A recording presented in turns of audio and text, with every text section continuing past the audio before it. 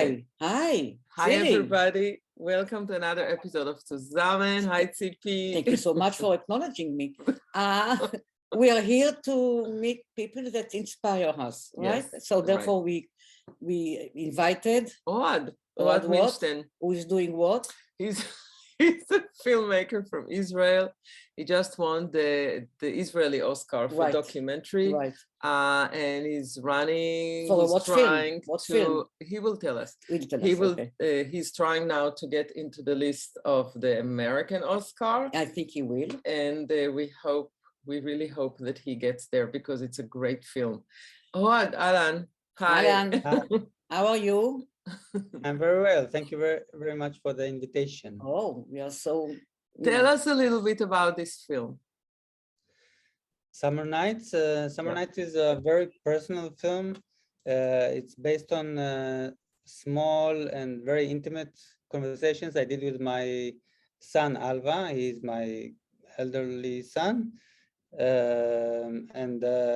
We did those conversations before he goes to sleep, really in his bedtime. The light is off and it's all being held in whispers, very, very intimate conversations. They're all in the last summer vacation before he goes to first grade. So at night we were making those conversations, which he was telling me about his fears and about his desires and about everything, just how he looks at the world.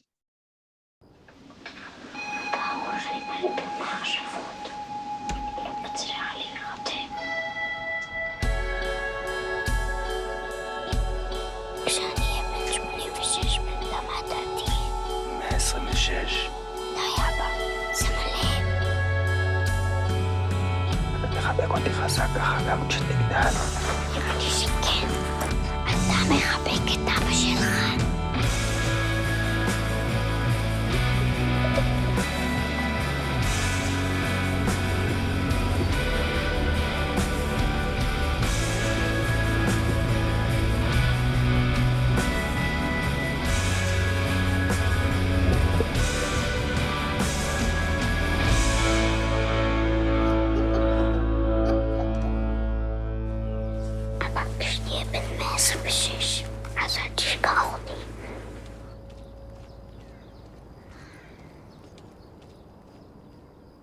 Tell me something. Are you asking yourself the same questions that he's asking? Absolutely. He's asking me, I think, very natural questions that every kid asks himself at a certain age. Actually, not only kids, it's questions that are... Everybody's asking, but not everybody dares to reveal it. Yeah. Yes. You know, there's something very interesting. It's a beautiful film. Yes. It's an hour-long film. Very compelling. Mostly whispering, but it's wonderful. And I think the beautiful combination with Alva that he has the innocence of a kid daring to ask this question, but in a very mature way.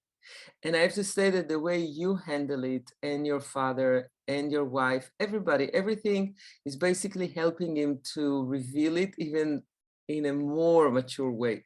It's really, I don't think that anybody dares to talk about all these things for a few minutes. And this is a whole hour that we can really find ourselves in it. But you know, we're also struggling. We're also struggling.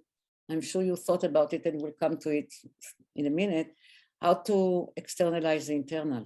It meaning, you know, we look like, I look at you now. I'm dying to know what you're thinking about, right? Can I connect? Yeah. Can I connect to your thoughts? And then you do the film, and then wow, the whole inner. Yeah. So for this, they invented the camera, and I think the camera is like a very fast, and it's like a highway to the internal world of a person. But it's not enough to have the camera, you know.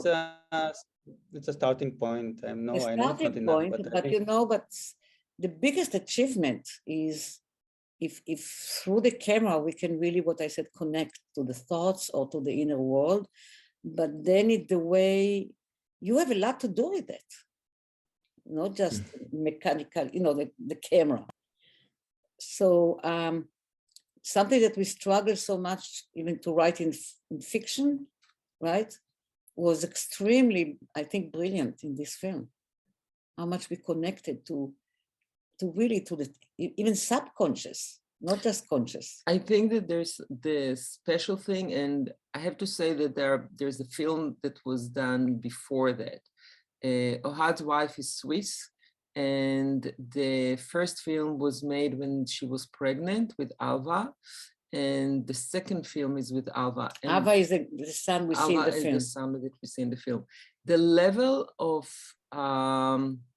innocence and openness and the ability to reveal and to allow you to enter and dig in and bring out everything and share it with us, it's unbelievable.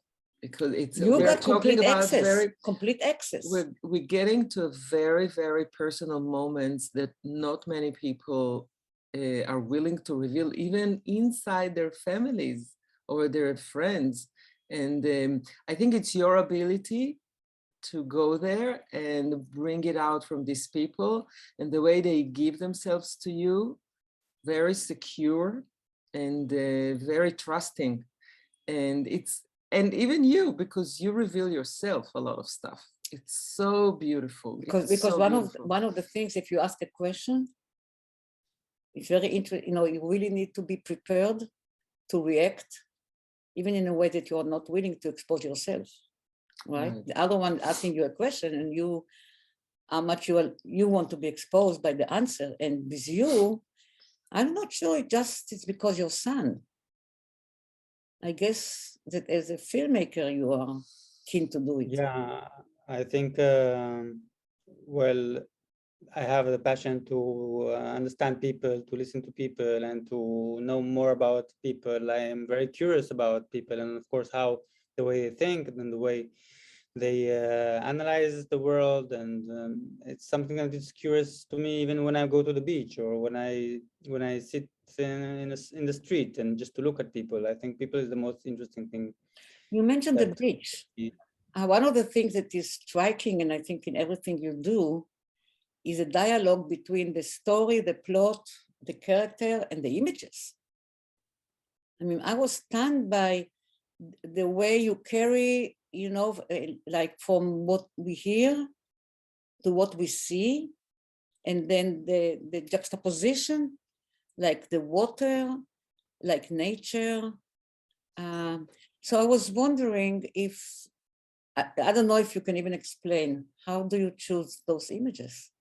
Yes, it's very hard to explain it. I think it's something very intuitive. It's not that I have this analytic understanding of how image is connecting to sound or to a dialogue in Summer Nights, for example. But it's something that is very intuitive, and I'm looking for things that are inspiring me, or that they are stimulating something about them stimulates my emotions, and are fascinating me visually. So when something is inspiring you, it must work. I would never put the camera up to something that is not inspiring me. This is something that is a rule for me. If something is not inspiring me, I will not film it. So but it's very interesting, because there's something about scenery, because your scenery is basically emotions and people. The only scenery that you take us out there is deep in the water, which is a very quiet world, and the attention goes to you because you swim there, and it's really, a character, not him. No, you really dive in. So you dive in emotionally with people, and then you dive in the water, and this is the two main characters that you put together in your films. I saw it a different way. That's interesting. I thought that this is the use of an image of swimming, and the water is really diving, if you are into the subconscious of the character. Did he want to run away? Did he want to cover himself and find? I don't think so. It was overwhelming, the experience of losing one infant in the pregnancy, and then worrying about the second one, and it was overwhelming. And going under the water, it's more complicated. It's really going into very deep need, I think. So, I don't know. We can Yes, all. I think It's a when big you, movie. I think the going to swim, and of course, when I'm diving, it's the ability to cover yourself 360 with this material that is completely peaceful. Yes. Of course, I would not. It depends on the day, but when I go to swim, you Peaceful are. for you. If you put me there, I don't think it will be peaceful. It's very personal. No, It's very even if the personal. water is till your hip and you dive and you let the water cover you 360, you will get into a peaceful spot. It's like It never happened to me because I invented this this swim. There is different types of swimming, and I invented. I think I already told it to the fan swim. You know what it is? fan. Yeah, You can show us. You have to protect the fan so it will not get wet. I see. So Yeah. I swim like a frog, and it's really very funny because I look thin, but I'm not very thin. So half of my body is inside, and the second half is like, Floating. So you're under the water. I don't think I will ever know this feeling ever. So I really was. But that's why it goes well with everything, because when he speaks, it's whispering. When he Right. swims, No, that's it's a different quietly. Oh no, it's a And movie. It's a different everything- movie, but it's okay. It's the same person, but it's the same. It's the same. Oh, right, Ohad. right. Yeah. Yeah. The two movies are so fascinating, I must tell you, both in the intent, what you are looking at, and in the visualization. It's very rare. And the fact that you don't give, you really probe into both aspects. So I was, and some of it is so expressionistic, and some of them, it's really by association. It's almost like, so it's wonderful by association, because then we may being attached to it differently. Like, I think we are a bit different. Yeah. What was your first film, Ohad? I think I know. You mean my first film ever? How did you start? I actually started as a cinematographer, and this was my first Oh. passion. I came from actually the image, so my Okay. first passion is image, and my first films were about more conceptual films.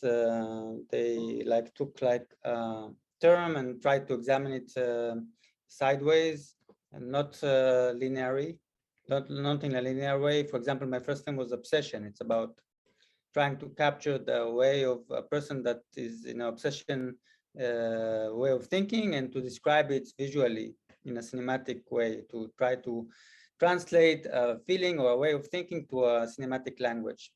And these are actually not just my first film, but my first 4 films are like this. And the last 2 that you saw, yeah.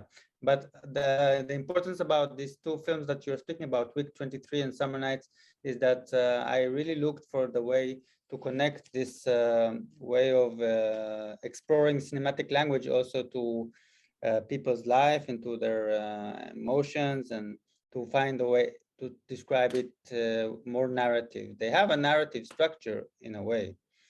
So this was like a development of things that I was researching back in the past.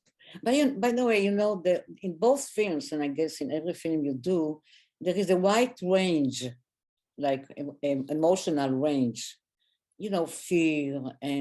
fear of being abandoned, and fear of death, and longing and love, and so many emotions. There is any emotion that you were not Exposed. You couldn't expose? That you Not can think of? really. I cannot think of it, but Not really. I think, as you said, my family, they gave me full access to everything I wanted to film, and they were very collaborative. I think at the beginning with Week 23, the relationship between me and Rachel was just at the beginning, so Rachel was not even understanding what's the direction of this, where is it going? Rachel is Ohad's wife and the mother of Yeah. and the mother of Alva. In the first film, we follow her pregnancy. She was pregnant with twins and she lost one, and Alva was born.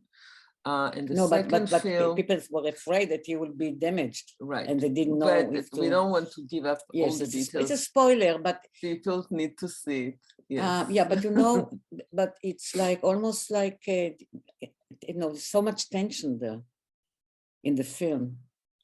You're really sitting on your edge Yes. to know what's going to happen, and the sense of urgency, you know. But I want to ask you something. I don't want to. I mean, really maybe life and death. So right. I don't know if it's nice what I'm doing, but I will do it. I'm not sure if your wife can get angry. I didn't see anger. Or if I say it was subdued, it was subdued. It was subdued anger. And it you know, there were points in the film that I was like pulling my hair almost, you know, and we have to ask ourselves and what I will feel in that situation. It's very hard to feel when you don't have it. The thing, you know, one of the interesting things is when you're pregnant, not you, us women, when you're pregnant, the whole world is behind your belly button, period. Right. There's no existence outside of your belly. No. And the focus is so deep inside, and it's growing and growing when you have this this drama taking place in your stomach, you know, in your belly. It's very hard to share it. And I don't think you can explain exactly the level of emotion that you're going through inside. Yes. But I think you had the ability, you and Rachel had the ability to share something that became so big and so personal and so beautiful at the same time, with the fear, with the tension, with all the range of emotions that you take us through. And I think especially with you, because the fact that you weren't pregnant, but what you went through, right. This was really the lead of the whole story. You turn it to the center of the world in a sense that you put it on a platform that basically represent every war and every zone that we are dealing with. And I think that this was unbelievable. It's a beautiful movie, although the experience, it's tough. Yes, very tough. But it's beautiful to see that Alva made it and made it well. And if you see the second film, you see how well, you know, he made it. Yeah, so we really recommend to watch these films. Just, by the way, tell the people how to watch these films. Where they can see that? So week 23 is available in my website, ohadmilstein.com. You can order it online. Say it again. ohadmilstein.com. Okay. Got it.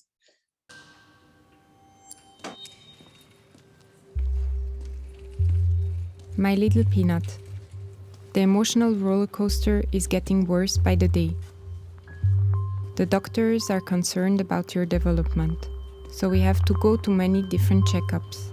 High-risk pregnancy department, genetical tests, MRI, and every 3 weeks a special ultrasound to monitor your brain. We are constantly hearing that we are going into a disaster. Every doctor is recommending us to stop the pregnancy right away, and over again we are told that you have an extremely high risk for brain damage, or that you might have a handicap that is so severe that you will not be able to live. With every doctor and every check, I can see how your father gets more and more terrified. On our way home from the last check, he told me that he has the feeling we are growing a little elephant man in my belly.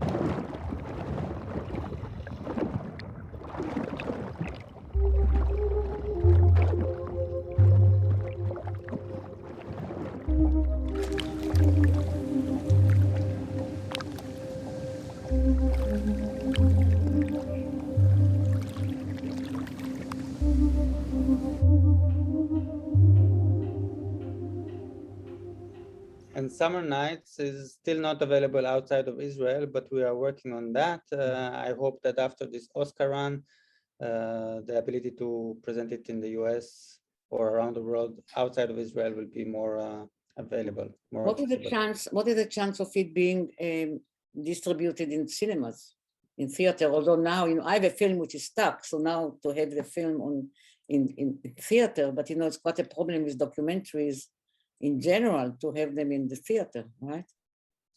Yes, there are several issues with this idea. First of all, cinemas are, as you said, are not in their best time period, and the film is a documentary. It's 1 hour long, so Okay. there are several issues that are more complicated, but we are working on that as well. Tell me something which struck me when I looked at the Summer Nights.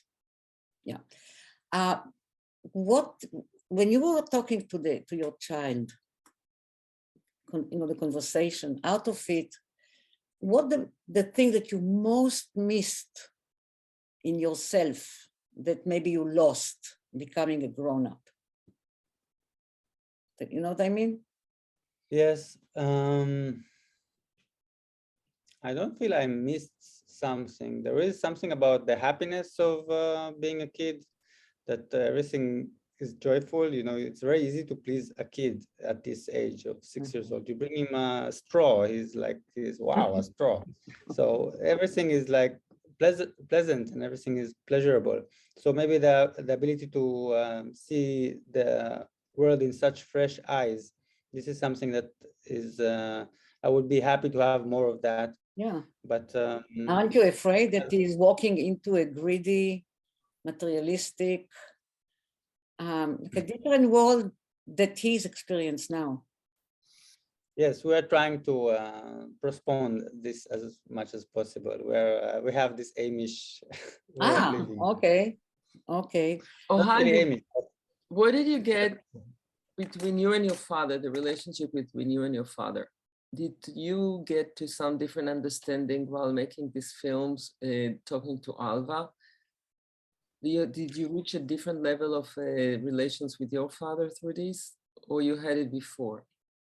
No, I think the film made things closer. First of all, we didn't hug before the film, and now we are hugging because he understood that it's important to keep it, and it's his responsibility to make this happen. Wow, and that's really revealing. Also, my father started speaking with his dead father. Part of the film, there is this mysterious photo that was of my father's father, that he was hidden for many years in the closet. So now the photo is out of the closet. My father is making night conversation with the picture of his father with my grandfather. That's really, I didn't want to admit, because I'm supposed to understand. In the beginning of the film, for I don't know how long, I thought he's talking to a dead father. I thought that the father is dead. You, right? God forbid, too. Yes.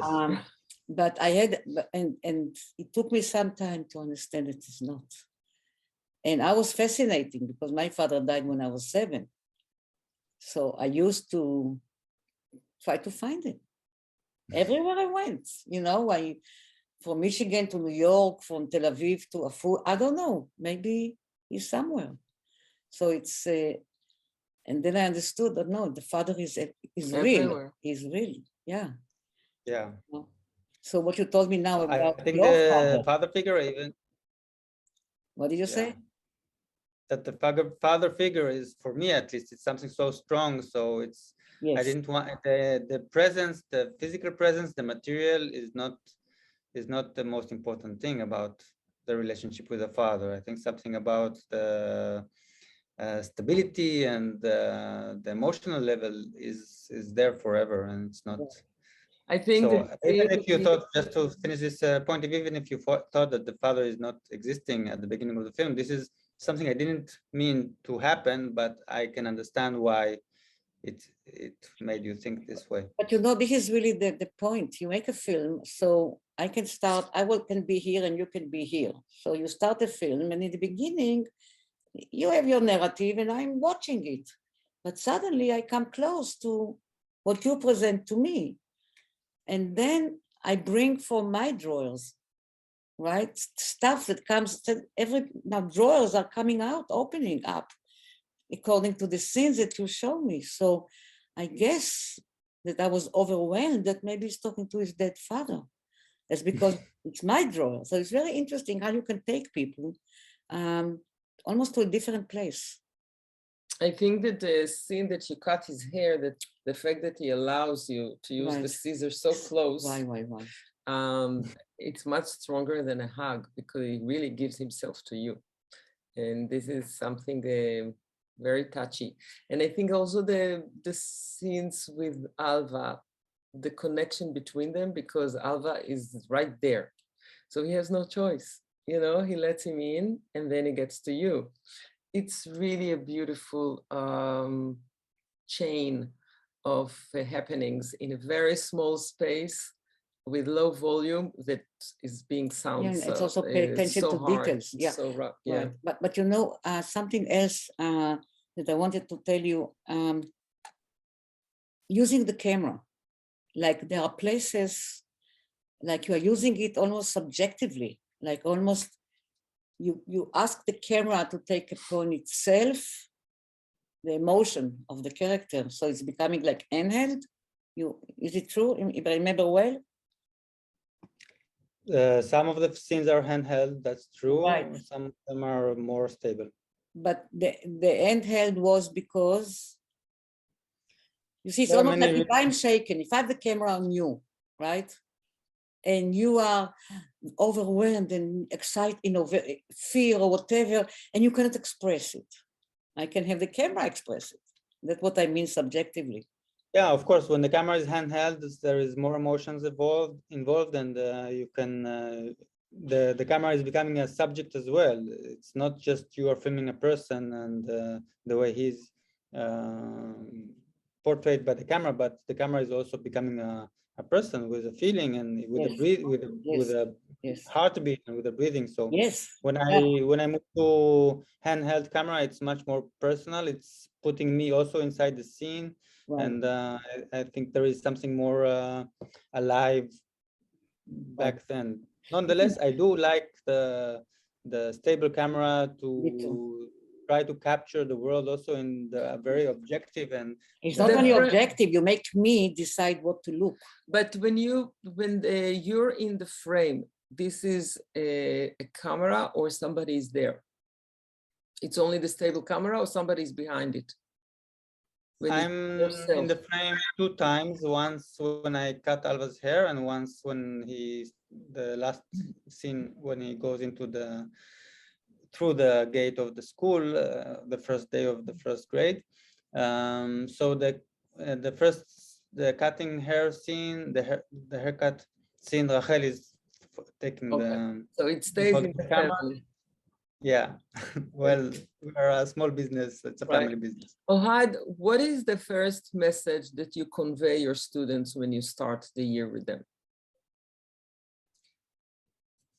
The first one, I try to speak about 3 things that are important for me as a filmmaker, and I think to try to make them understand it, that they need to go through 3 stages. One is that the film is understandable, that people that are watching the film, they can understand it. Second, that people are feeling the film, that they can feel something towards the film, that it's making them through an emotional voyage. And the third is that the film is theirs, that they are able to have their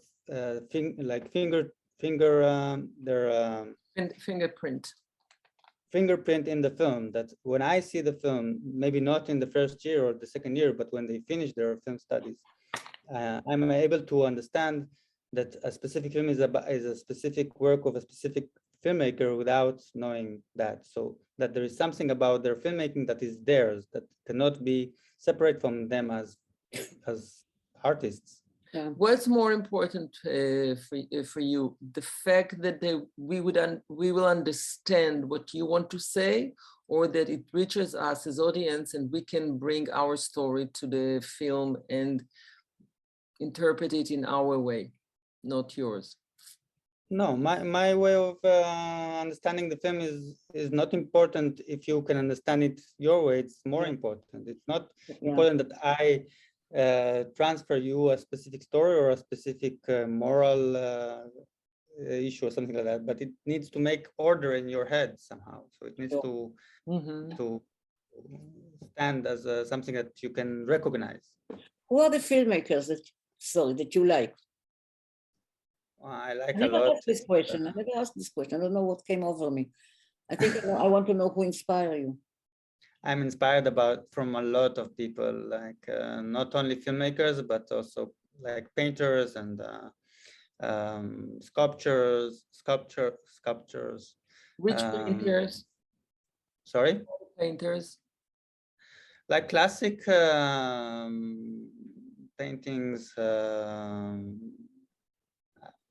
like you mentioned impressionists painters, so this is something that was very influencing me, the way they are capturing light, the way they're capturing movement, and this is something that I was very much inspired as an art student. I studied cinema, but I did my second degree in arts. But also contemporary art, like Avigdor Aricha, the way he's painting the things white, the white color, the way he's dealing with white and with brightness. So Avigdor Aricha is also something that is very inspiring.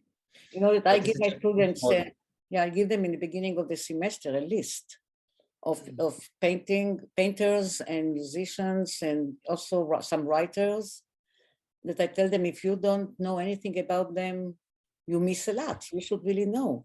Because I don't remember, I think it was Sofia Coppola, and she was talking about, she's all the time looking at images, journals, books, reproduction,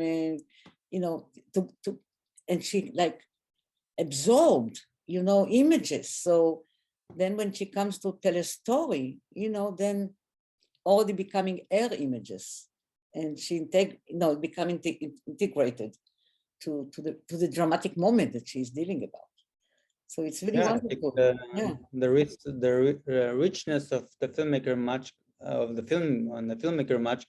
must come from film history and art history. It cannot like stand alone in the air with nothing behind it.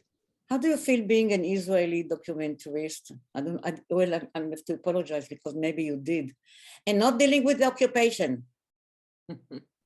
Yeah, this is something very interesting for me, because when I was making the transition from being a cameraman to from a cinematographer to a filmmaker, all of the people around me in the film industry were doing films either on the Holocaust or about the occupation. You're well. So it's like this is the subjects that are, first of all, this is what is expected from filmmakers in Israel to do, and still, when you're trying to distribute your film, if it's dealing with those subjects, it's much easier to do the work. But I think for me it was something that was too narrow to do, and I was looking for things that are much more existential and like less in a concrete spot of time and zone. I'm looking for things that are more wide in their ideas, the way they are touching reality.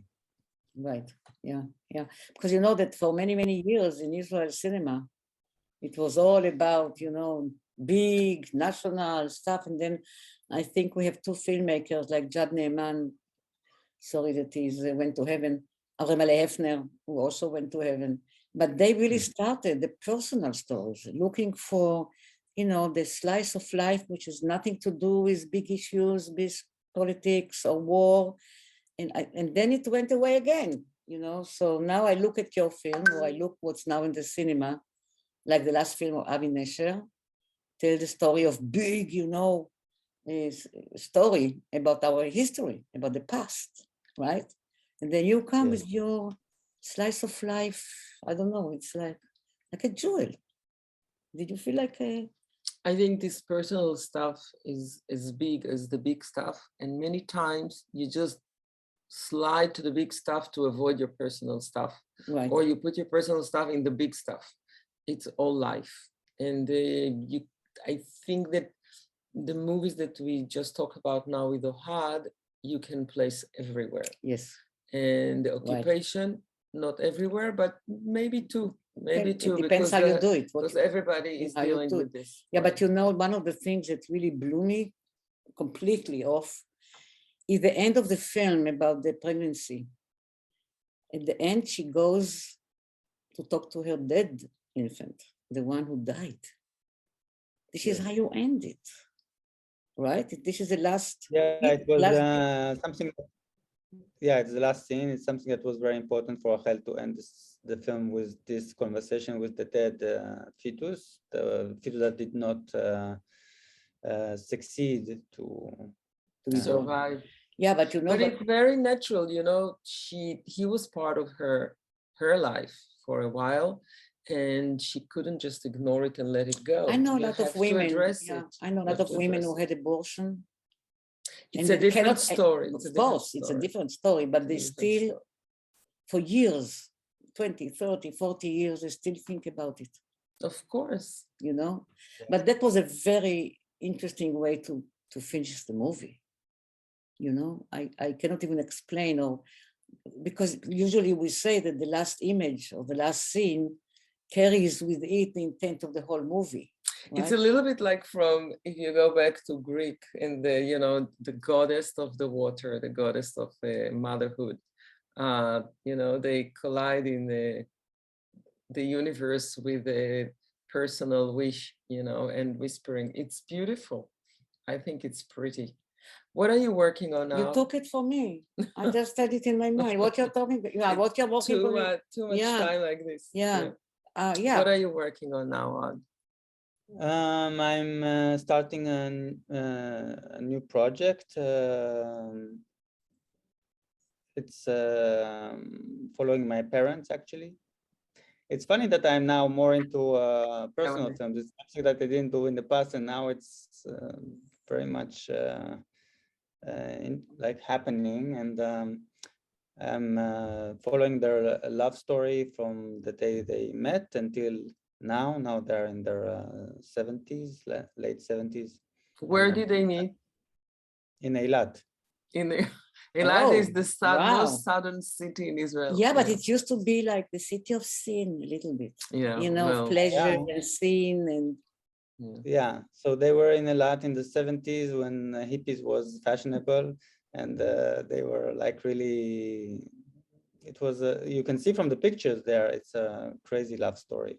And I want to see the way that this love story develops and changes through time, and to compare between them today and them back then. And can you see them? When you look at them today, can you detect things that they had in the 70s? Yeah. I'm trying to reveal those small chemical connections and the way that we're looking one at each other back then. And I think the spark is still there. Is it embarrassing for you? No, it's not embarrassing. No. Nice. Why do you think it should be embarrassing? I think kids sometimes are embarrassed with their parents. Yeah, we don't want to think about their parents, excuse me, loving, but even worse, doing it. I said it. Yeah. You cannot think about them, you know. Yeah, that's interesting. So you're going to have a real nice journey with them. You started already? Yeah, I started. I'm now fundraising the budget for the film, and but I started already the. Right, this is the part that become very difficult. When are you doing the film with your daughter? My daughter is a different story. She, for many years, she was rejecting me to film her. But after she saw the film with Alva, Summer Nights, she said that she wants her film as well. And I already filmed her. I'm doing a short film with her. But this is, I don't know how public will be, because it's just something I feel I need to pay the debt for her. Yeah, but you know, I just think about how much she would be influenced about the film about her brother in terms of trying to define herself in a certain way. Do you know what I mean? Mhm. Yes, she will compare, I am sure. I also Just to compared compare, with it's sister. almost like how she wants to be perceived. How old is she now? She's 4. She's 4. Ooh, Yeah, And Alva was 6. yes. It's different. it's a big difference, right? I'm really eager to see it. So it's a short This- film you finished? The short film I did, it's based on this marshmallow test. You maybe you're What do you mean? familiar with it. I know him very well. He was my friend. Marshmallow test? Yeah, the guy who did it was oh my God, Walter Michel. He did this experiment, and this, you know, like, I don't know, 50 years ago. He passed away like 3 years ago, and we were Really? good friends of him. Yeah, it's really a fantastic test. I don't know if people know. You can tell about it. If you want It's to a pay. test that you do around this age of 4.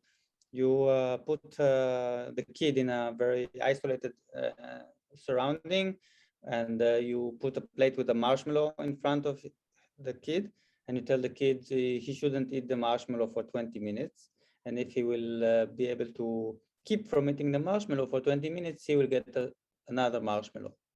Yeah. And it's interesting to see how the kid is fighting with his own thoughts and desire. And It had a big influence on developmental psychology. Yeah, until today.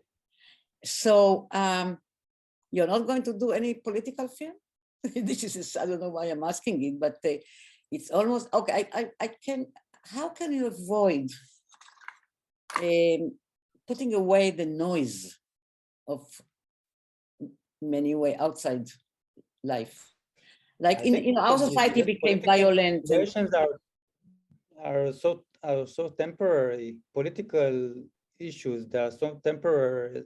If you look at it, if you look at political issues on the timeline of mankind, so it's important milestones, but they are very small if you compare it to the being of a person, the being of the human society. So I'm more interested in people than not in a specific yeah, point. but look at people around you, culture. but you look at what, you know, the noise of violence, of the way of talking, which became overwhelmingly disturbing, you know, and I don't know how can you look away in a way. You follow me? Because you sit and it's almost like you push everything aside in the films I saw, and you take a slice of life and you go with it. And you don't let noise and disturbances and poison, especially poison, filter in. You say saint, I don't know how to say it. Mhm. It's amazing. Suddenly you took me there. It's very crystallized and it's beautiful. You know, I don't know how you do it, because I just watch the news before I talk to you. Probably watch the news after you. What am I going to do with that after I saw your film? You just Yeah. watch more films and you don't watch the news. Yes, it's You know, I'm we need to find a balance. right. Ohad, thank you. I hope you enjoyed it as much as we did. I did. Yes. You did. And I hope Yeah, it people was will amazing. watch your films, and we're looking forward for more. And you did take us somewhere else. Yeah. And you did inspire, at least I'm sure, inspired us in what we do, right? Absolutely. For sure. Yeah. It was very nice to meet you. See, Thank you no, very you much. met him before, right? Yeah. You're lucky. Anyway, thank you for coming. Thank everybody who came to listen to us. And we are looking for your next 50 films. Yeah, you're Thank you still very young. much. It's very hard for And Tzipi say hello to your goodbye. wife and to your kids, and thank them for, I will. tell them they have a big part of, you know. Okay, bye-bye. Thank you. Bye, Bye. everybody. Bye, everybody. See you next Bye. week. Next week.